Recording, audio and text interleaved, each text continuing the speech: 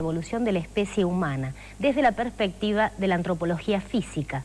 Contaremos con la presencia del doctor Celestino Piotti, especialista en el tema. Además nos visitará la licenciada María Paulinelli para presentarnos la revista Silabario, de ensayos geoculturales. Ahora quiero darle la bienvenida a la reciente decana normalizadora de la facultad. Los científicos aseguran que los primeros antepasados del hombre surgieron hace 5 millones de años en África. Allí comenzaron a evolucionar y a transformarse, haciéndose más humanos.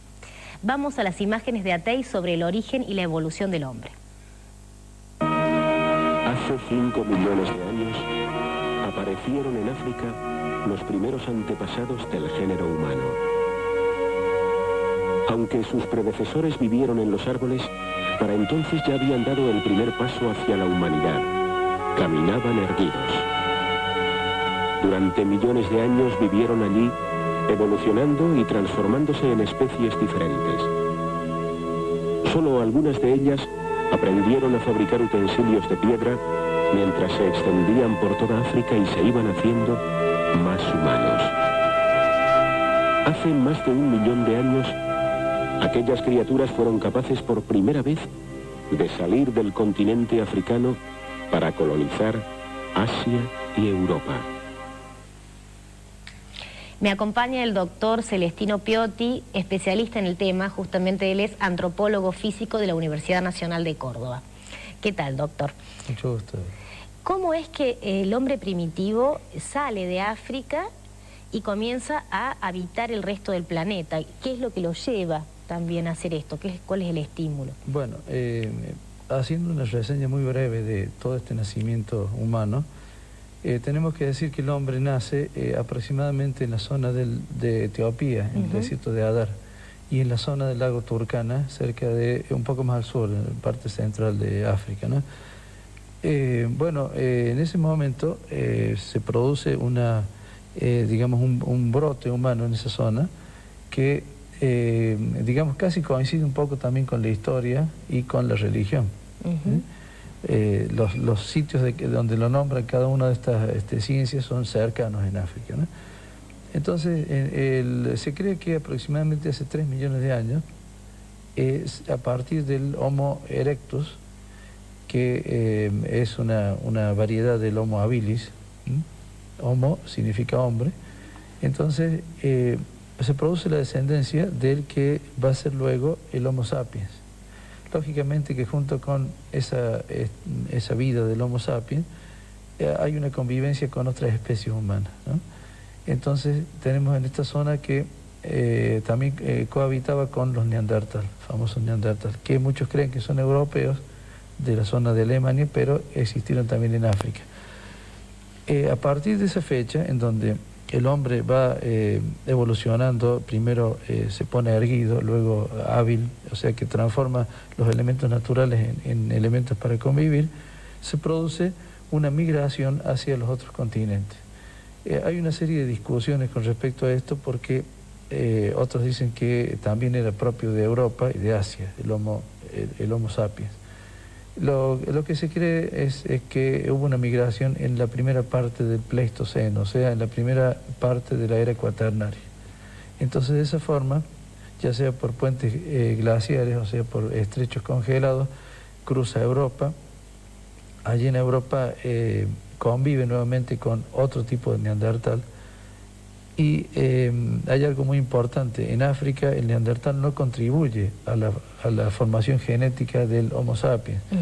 O sea que aparentemente no se mezcló con él genéticamente. Pero en Europa sí. En Europa hay un pequeño aporte del Homo sapiens junto al Homo neandertalense. Luego pasa al continente asiático, donde es muy florida la investigación sobre todo del neandertal, y es otro tipo de neandertal que convive con el Homo sapiens, pero aquí tampoco aporta la parte genética al desarrollo humano. Entonces, digamos que ese paso de un continente a otro, hablando del viejo mundo, lo hace en un periodo temprano del Pleistoceno, o sea, el principio de la era cuaternaria.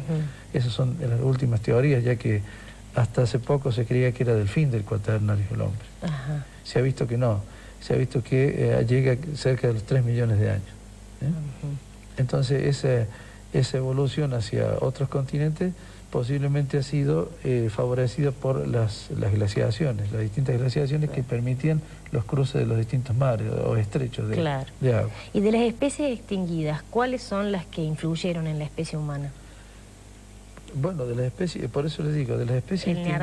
El neandertal no. Por lo general no tuvo una descendencia, a pesar de que vivió varios miles de años, luego se extingue. Hay muchos que no saben por qué, pero no llega a dar una descendencia o no llega a contribuir genéticamente con el Homo sapiens al hombre actual. Claro. Lo mismo que el hombre de Cro-Magnon, son unas especies o subespecies muy de corta duración en lo que es la evolución humana en años, menos que el neandertal, tampoco contribuye. Claro. Digamos entonces que el Homo sapiens deriva directamente del Homo erectus. ¿Y cómo eran estos primeros hombres? Bueno, estos primeros hombres, en un principio, como todas las cosas que tienen una transición muy lenta, lógicamente se van pareciendo físicamente a los antecesores más próximos. Si el Homo erectus era muy similar a una especie de simio evolucionado, entonces los primeros Homo sapiens que derivan de él, como la transición es en muchos miles de años, tienen algunos una similitud con él, y a medida que van transcurriendo el tiempo se va diferenciando hasta llegar prácticamente a una forma muy primitiva de lo que podremos ser nosotros actualmente. Bien. Bueno, seguimos viendo las imágenes de Atay sobre este tema. Hace 65 millones de años aparecen unos pequeños mamíferos que se encaraman a los árboles. Son los primates. Durante millones de años los primates fueron evolucionando, cambiando, para originar gran número de formas diferentes. Los humanos se separaron del linaje de los chimpancés hace tan solo 5 millones y medio de años. El más antiguo representante conocido de nuestra rama tiene 4 millones y medio de años de antigüedad. En 1994, el paleoantropólogo Tim White de la Universidad de Berkeley y su equipo encontraron en Etiopía los restos de este primer homínido. Lo llamaron Ardipithecus ramidus.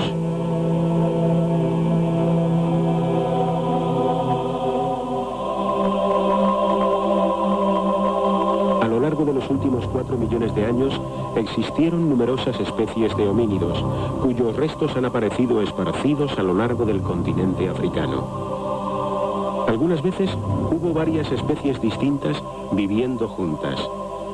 Conocemos bien a los australopitecos, monos bípedos incapaces de fabricar herramientas y que se alimentaban de vegetales y quizá de carroña.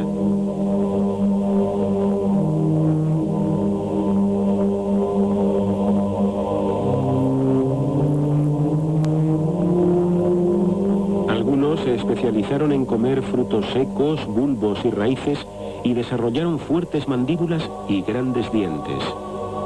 Muchas especies desaparecieron. En otro grupo, los cambios aumentaron el cerebro.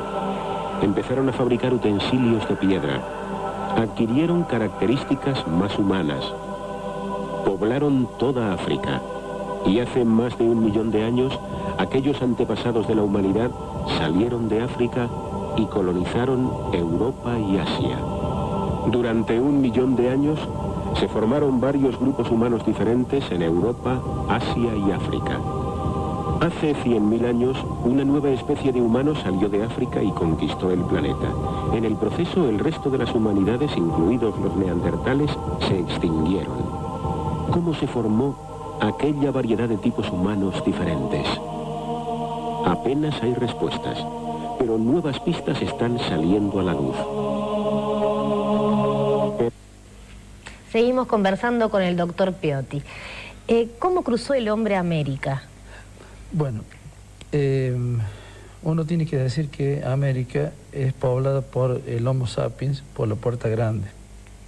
Yo le llamo así a la zona de Alaska, porque al final del Pleistoceno, final de la era cuaternaria, en una de las últimas glaciaciones, se congela el estrecho de Bering. Entonces todo este grupo humano puede, ya sea cazando, ya sea explorando, cruzar durante varios años, cientos de años, mientras dura ese congelamiento, cruzar a América del Norte.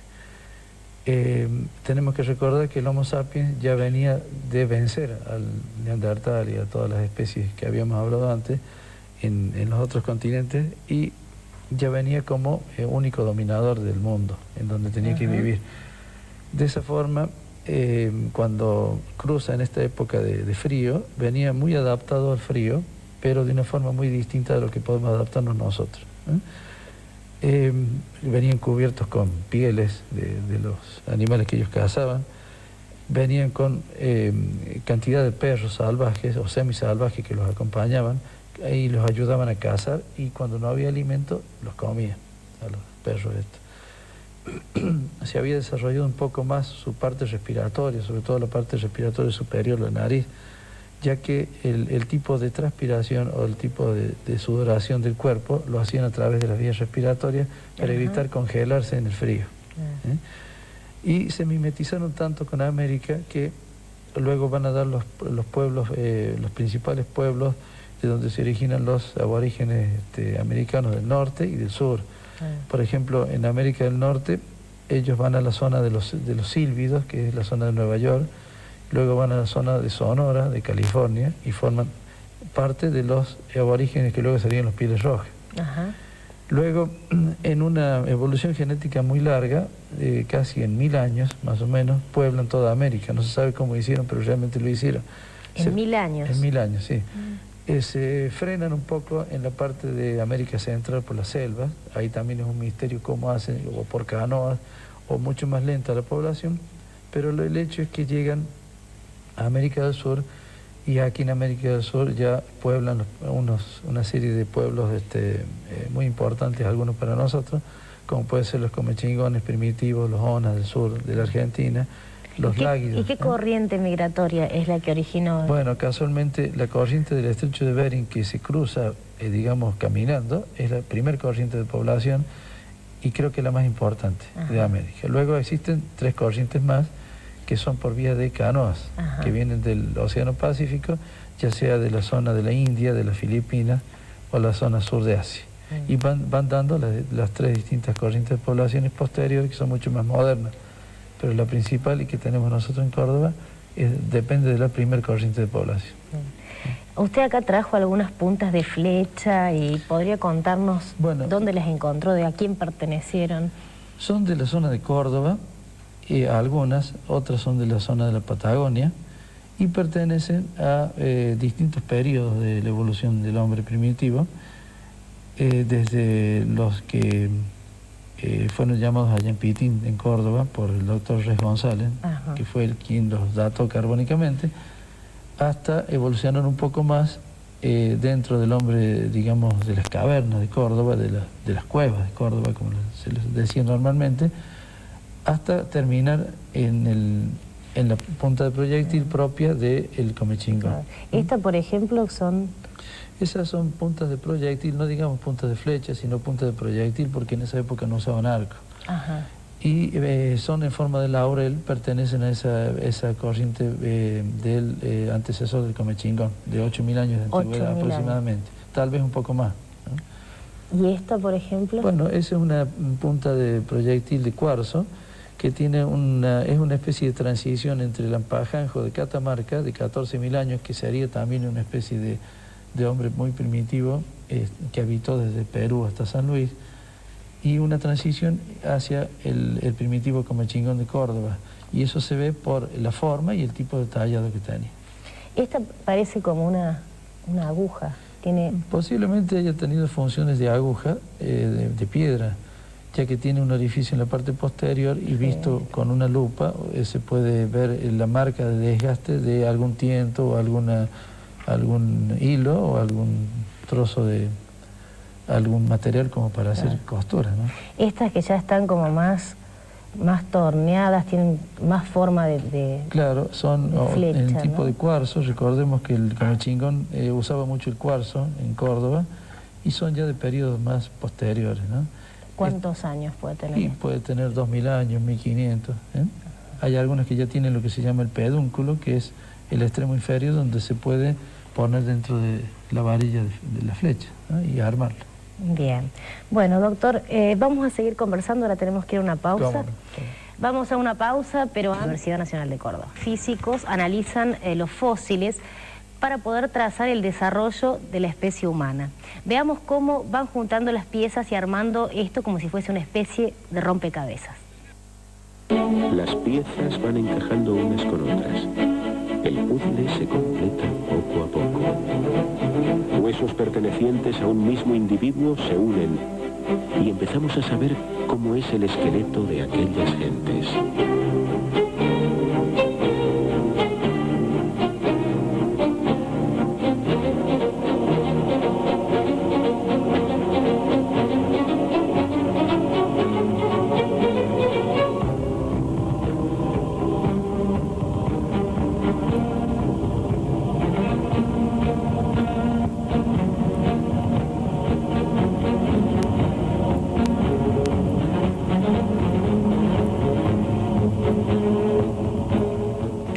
Doctor Piotti, ¿cómo se descubren los restos fósiles?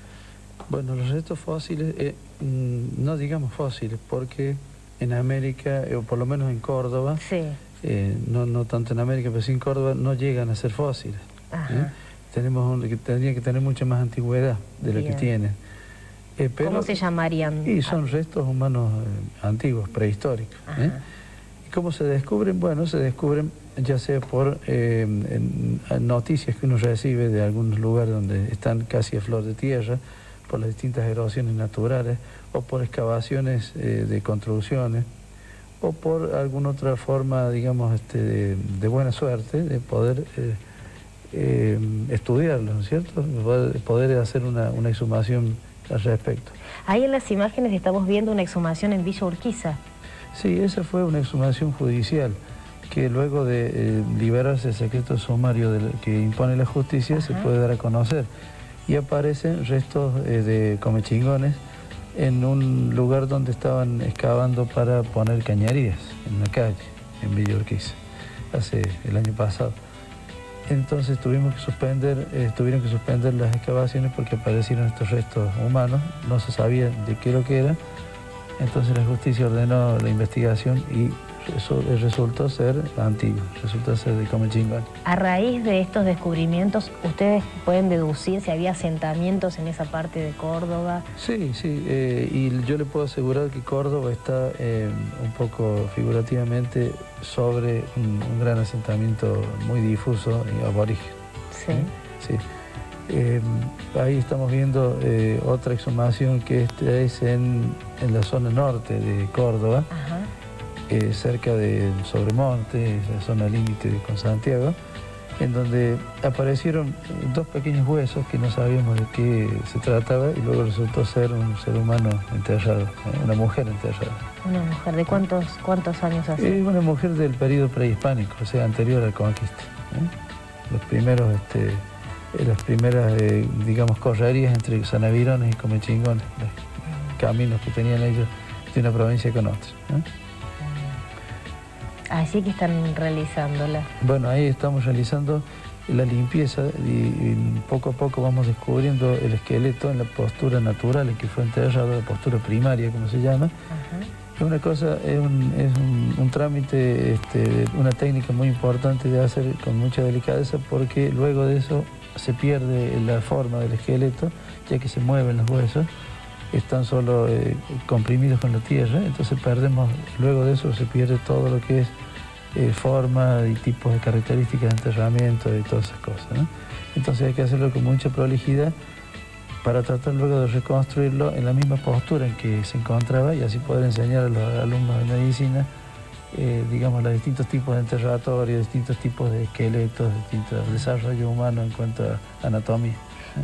¿Cómo determinan la antigüedad de los fósiles o de los huesos? Bueno, la antigüedad se determina ya sea estudiando cada hueso en sí y comparándolo con lo que es característico de cada época, ya que el esqueleto humano en cada época fue, ahí tenemos otra exhumación distinta, ¿no? en cada época el esqueleto humano fue, digamos, evolucionando y cambiando su forma. Ajá. Entonces, si predomina una forma, nos acercamos a una época, si predomina otra, nos acercamos a otra. También se puede ver en base a los elementos que uno tenga alrededor. Ajá. Y el tipo de enterratorio, el tipo de forma de enterrar al individuo, el tipo de suelo. Es muy complejo de hablar, ¿no? Pero no es un solo método, sino son un conjunto de métodos los que nos acercan a una antigüedad aproximada. Bien. Bueno, vamos a una pausa y seguimos con más nexos. Seguimos conversando con el doctor Piotti sobre los ancestros del género humano y de las excavaciones y exhumaciones que realizó él en Córdoba. Ahora, yo sé que hay más imágenes para ver de los trabajos realizados por usted. Sí. Así que estamos viendo. Bueno, eso es un cráneo muy primitivo, también de aborigen, que tuvimos oportunidad de exhumar en el Sanatorio Moore. Ajá. Es una exhumación judicial también hace más de un año. Sí. Y bueno, aparentemente no parecía nada más que un trozo de arcilla. Y luego dentro de eso íbamos tratando de descubrir ese cráneo, el cual por las características del enterratorio era muy frágil. Ajá. Prácticamente no se lo podía tocar, ni alzar, ni manipular. Sí. Esa rotura es fruto del querer confiarse y apretarlo de más, era muy blando. Con técnicas propias fuimos tratando de endurecer las partes, de tal forma que luego termina así y se lo puede mover de todo tipo de formas y poder estudiarlo tranquilamente. Sobre todo poder hacer las mediciones del cráneo, que es lo más importante. Y así determinar, claro, qué tipología. Con las mediciones del cráneo uno encuentra una infinidad de datos que son útiles a la medicina y luego que van determinando qué tipo de raza tenía. Por ejemplo, ahí pasamos la imagen, pero tenía una deformación craneana, otro cráneo, sí, por las vinchas que usaban los aborígenes. Ajá. Entonces la deformación se le hacía hacia un costado de la parte del occipital de la nuca. Ajá. Y ahí tenemos una vértebra cervical en donde se ve la mala irrigación que tenía a un lado de la columna cervical del cuello, en donde llevaba poca sangre a la parte del oído y toda esa zona del cráneo. Luego tenemos las técnicas de armado del esqueleto, tratando de imitar las posturas similares a la original, porque eso es muy importante para estudiar los tipos de enterratorios y tipos de las costumbres de inhumar a los seres de ellos, ¿no? A los muertos que tenían.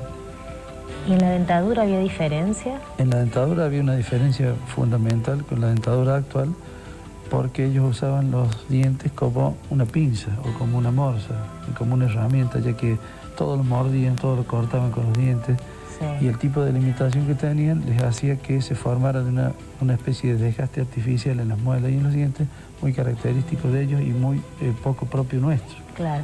Ahí en la imagen estamos viendo la reconstrucción. Claro, es la reconstrucción parcial, porque todavía faltaba en ese momento de un esqueleto que sacamos entre las sierras, un comechingón detrás de la sierra.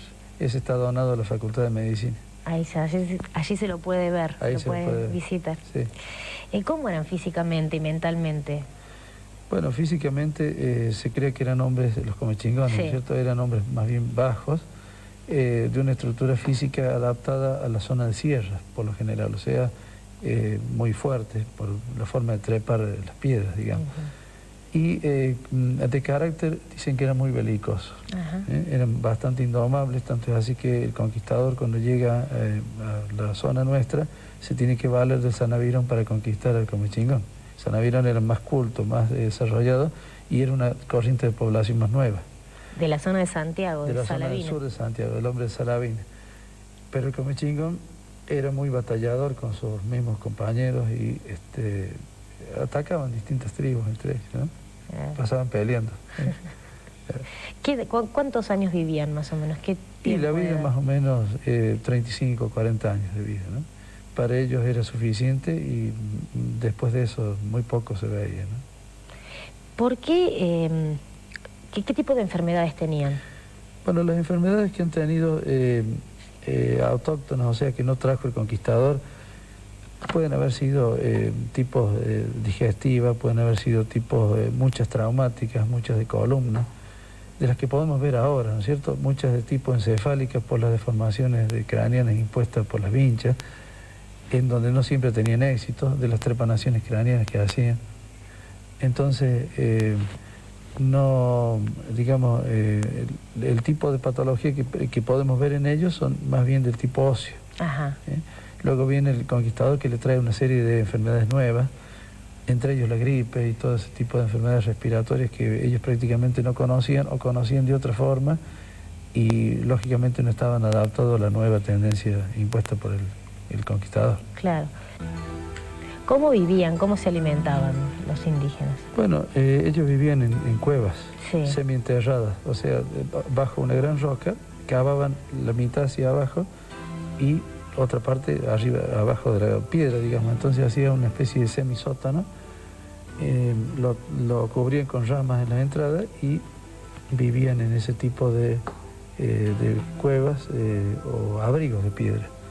¿Y cómo se alimentaban? Bueno, depende de las épocas, pero desde que empezaron a ser cazadores nómades, bueno, la caza era lo principal y la recolección de frutos silvestres. Y luego cuando ya el aborigen, mejor dicho, el hombre de piedra adquiere cierto tipo de aculturación y conoce la cerámica y entonces ya se vuelve sedentario y agricultor.